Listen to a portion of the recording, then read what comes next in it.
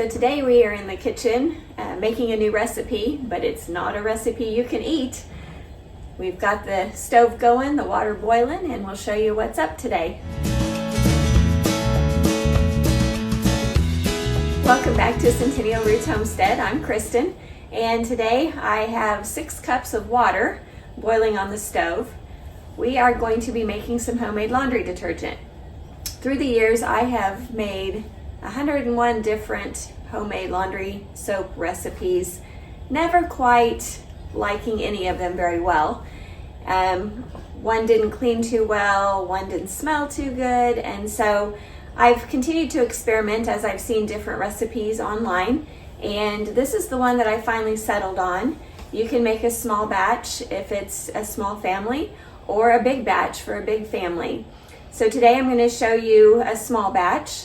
We're going to be using castile soap. This has been my favorite go-to since discovering it. I've used castile soap in a lot of different things for cleaning, but never in laundry detergent until I saw this recipe. So I have some lavender scented liquid castile soap that we're going to be using today. However, you can also use the bar castile soap. We use this in our daily shower and bathing. This is a 100% coconut oil, gentle soap, sensitive, skin friendly, and has a fresh scent, and it's also really good. So for the recipe today, I'll be using a cup of the liquid, but if you were using bar, you would just use 1.5 bars, and you would grind that up using your cheese grater or a processor, whatever you had on hand. You can also just cut it into small chunks because you're going to be putting it in warm water and it will dissolve. So either one works really well, but today we're using the liquid. So I've got my 6 cups of water coming up to a boil, and I'm going to add my cup of castile soap to that, along with a cup of borax detergent booster. You can find this just at your local big box store or order it online. It comes in a 4-pound box. We're using a cup, and so you'll see how this can last a really long time. If you're like me and you don't use it real often, it can get chunky. It's not going to affect how it works though. So you'll need some borax, and then the third thing you'll need is washing soda. This, again, you can find it in your big box stores or you can order it online. This is a over 3-pound box. It also likes to get chunky, but it will still work just fine. Make sure that you're getting the washing soda, not baking soda for this recipe. So as the water comes up to a boil, I'm going to grab a spoon here, and we're just going to add a cup of the borax and a cup of the washing soda.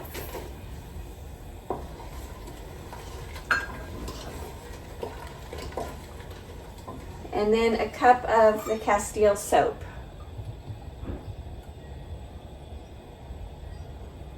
We're just going to let this boil gently until all of this is dissolved.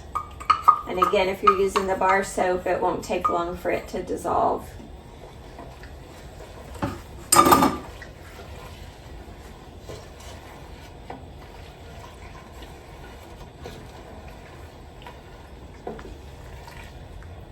Once this is dissolved, we're going to add 7 cups of water. It doesn't matter if it's warm, cool, whatever works. I've got my faucet handy here. So we'll just add those 7 cups in. And again, this is going to make a gallon.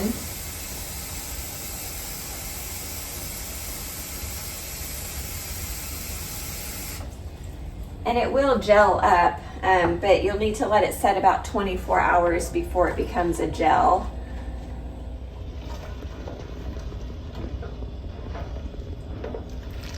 We'll also put a link in the description showing that if you want to actually make a bigger batch where you're making 5 gallons at a time, we'll add the ingredients proportionate to that so that you can see how to make 5 gallons at a time. Now when we use this in the laundry, we're just going to be using 1/4 of a cup per laundry load that we do. So it's not going to take much at all. A gallon's going to last us, quite a while. You can use whatever container you have available to store it in. I've used like the gallon tea jugs and with the spout on it, so you can put it up in the counter or the cabinet above your washer and just use it like that. The other thing that's nice is if you're like me and you save everything, I've saved an old laundry detergent and I can just fill this back up and use this spout, and that makes it real handy too with the no drip. So either way, use a glass container and just pour it out if you want, but it's pretty simple. All right, so we've got our mixture here to a gentle boil. I let it boil just a few minutes until I'm sure that everything's dissolved well, especially when you have those extra chunks. It will change color depending on what kind of soap you use. So don't be alarmed if it goes from kind of a honey looking color to white or a kind of a tan color. That's all normal and that's fine.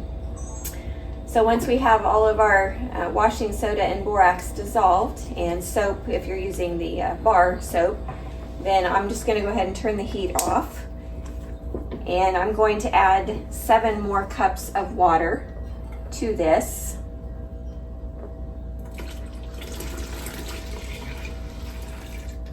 There's 4.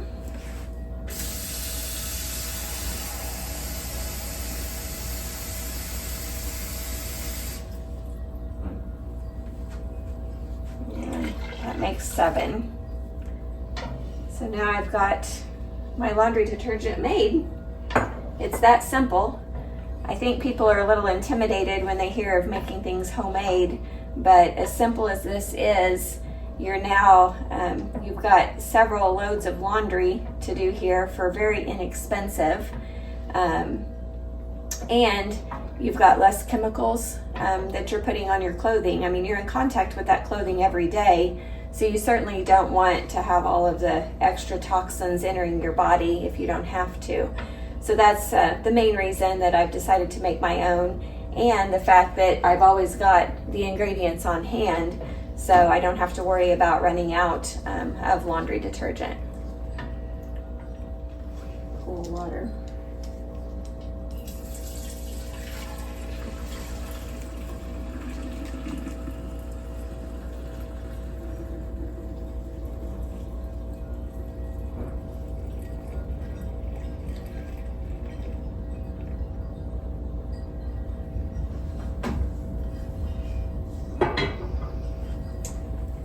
All right, so you can see here that I've got just almost a gallon and it's still pretty liquid, but as you let it set for that 24 hours, this is gonna go ahead and gel up. If it gets a little too thick, you can always add a little bit of water to thin it out. And it's still pretty liquid, but as you let it set for that 24 hours, this is gonna go ahead and gel up. If it gets a little too thick, you can always add a little bit of water to thin it out. I've not ever used it in a jar like this with the tea spout, so we'll bring you back tomorrow and show you if it's actually too thick to come through there or if this works good to have in your cabinet above your washer and dryer. I want to give you guys a breakdown just to kind of show you the cost difference with the laundry detergent homemade versus store-bought. So when you break down the cost of the borax, the washing soda, and the castile soap, if you're using the bar soap, you're going to end up spending about 0.05 cents per load of laundry that you do. Using the liquid, it is a little bit more expensive at 0.08 cents per load. And that is very comparable to the store-bought as far as the Arm & Hammer. It also came out at 0.08 cents per load. If you're looking at something like Tide, you're going up to 21 cents per load. Now, it may not be a huge cost difference if you're like me and you buy something like the Arm & Hammer, But the other thing that plays a role in why I like the homemade is because when I look at the ingredients on this, I can't pronounce these ingredients. And gosh, there's 10 different ingredients, including fragrances and things I don't even know what this is. I can tell you that when we are looking at the ingredients in this, there's 1 or 2 ingredients and I can pronounce them all. So we'll show you a difference in ingredients in the description down below. But that's just another couple good reasons why it's a good idea to make your own. And when you see how simple it is, it makes it very worthwhile. So if you have any questions, feel free to comment down below and let us know what you think and if you make it.